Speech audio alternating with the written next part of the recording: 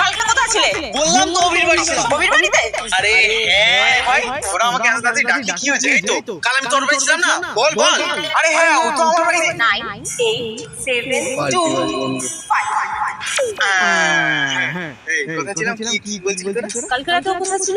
ও কালকে রাতে ও তো আমাকে 11টার সময় ফোন করে বললো, রেক্সকে ফোন করেছে, তারপর বললো যে ভাই আধ ঘন্টা পর আমি দেখা করতে যাচ্ছি। আমি বললাম না ভাই, তুই দেখা করতে যাস না, তোর খারাপ লাগবে। এবার ও বললো যে না ভাই খারাপ লাগবে না, আমি ভাই দেখা করতে যাবো। তারপরে আমি ওকে দেখা করতে ছেড়ে দিয়েছিলাম। তারপর আমাকে আবার আধ ঘন্টা পর ফোন করে বলছে কি দোকান থেকে কি যেন একটা নিয়ে আসতে, কি একটা ডিআরই কি একটা বেশি নিয়ে আসতে। আমি আবার নিয়ে এসে দিলাম।